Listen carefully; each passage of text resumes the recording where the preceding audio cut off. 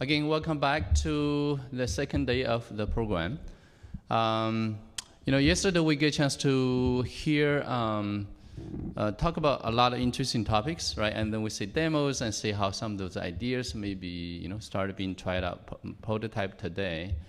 One topic that, that keep coming back yesterday, it was, the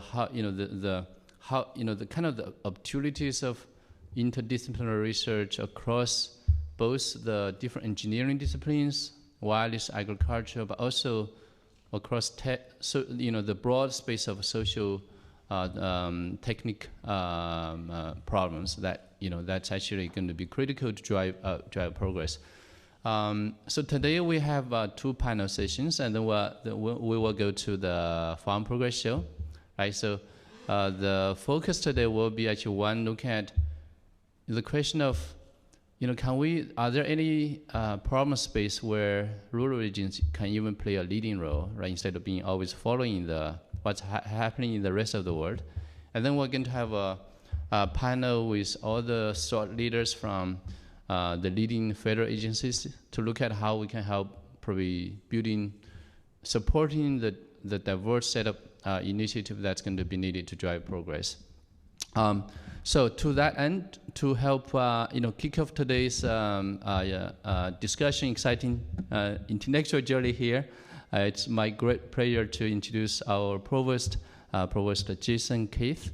Actually, he joined us just earlier this month, but he's actually not new to the program. Before this, he was a dean of engineering at Mississippi State. That's also co-hosting one of the other power platform. And as Melvin mentioned, there was some really exciting ag research that has happened over there too. Please welcome Jason.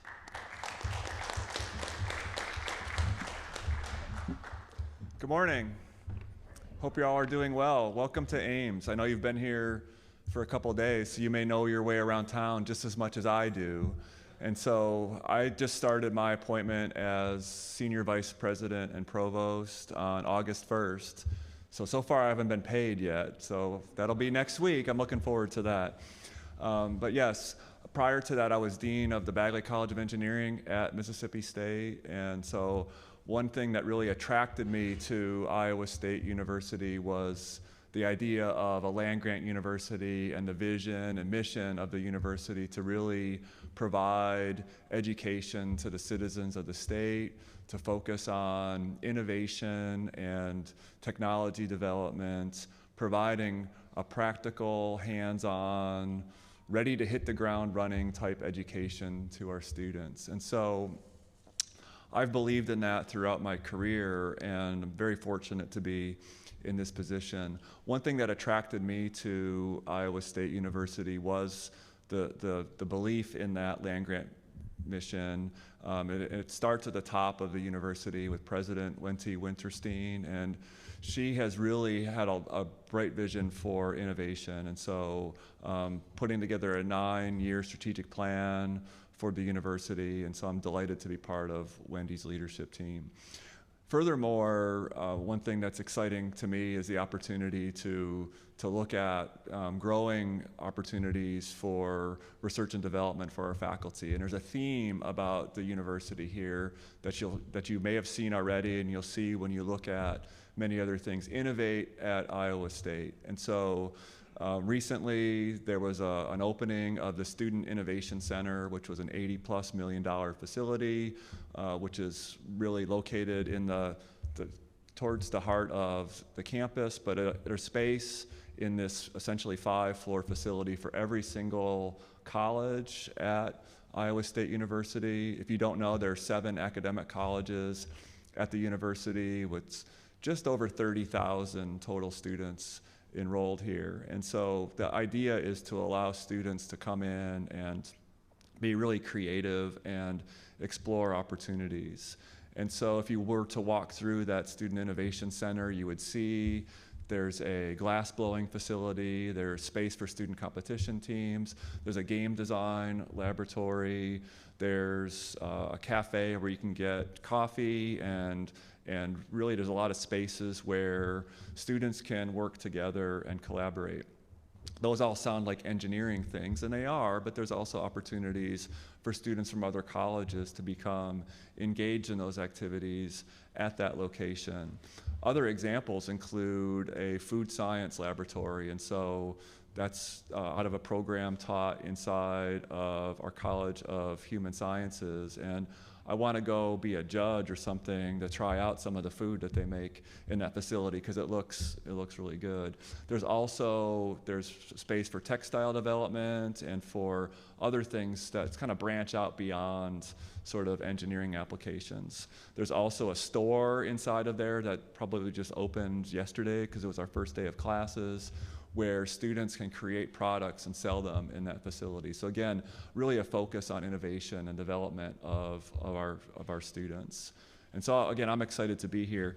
Specific to this project, as it was mentioned, at Mississippi State, there was a project that was focused on providing essentially wireless communications through drones, and that was really an exciting project to learn about and to really provide some additional support. And so North Carolina State was the lead institution for that. Mississippi State was a supporting institution.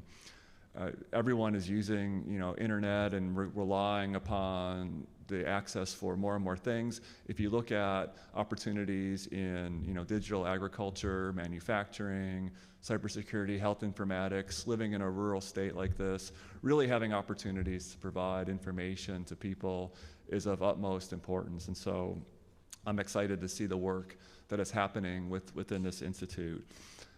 My discipline is chemical engineering, and so I'm delighted to be part of this outstanding College of Engineering here at Iowa State and to support the growth and desire of the faculty, the staff, and the students to really have that innovative, collaborative spirit.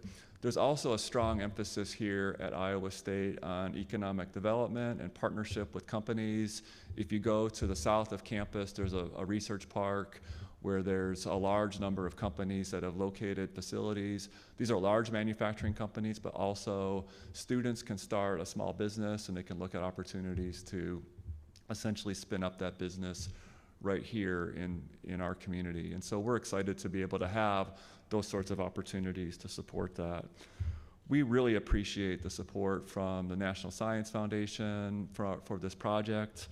Some other areas for the funding profile for Iowa State University include the USDA, Department of Defense, NIST, and the FCC. Again, we appreciate the collaboration and involvement specifically within the Center for Wireless Communities and Innovation, which provides us with opportunity to evaluate and validate new technologies in the field in real time. And having done research that had some modeling aspects as well as some hands-on experimental aspects, you really don't know until you go out in the field and test that. And so we're excited for the growth opportunities that this project provides, specifically this wireless living laboratory, which I believe will increase the velocity of innovation. And we're really looking at connected opportunities for the future of our nation and our world. So again, in closing, I'd like to thank you for your participation in ARA, and not to mention, again, it's improving the wireless capability in rural communities. And as I've discovered in my 1 month living here, it's an incredible campus, an incredible community. If you're visiting and if you like to walk or hike, there's wonderful opportunities here. It's a little hot right now. I feel like I brought the Mississippi weather with me, but nevertheless, it's just a great place to explore. And so I hope that you have a wonderful time here in our campus. And again, I cannot thank you enough for being here. And again, I want to thank the project leaders for the invitation to come and speak to you today. Thank you, and go Cyclones.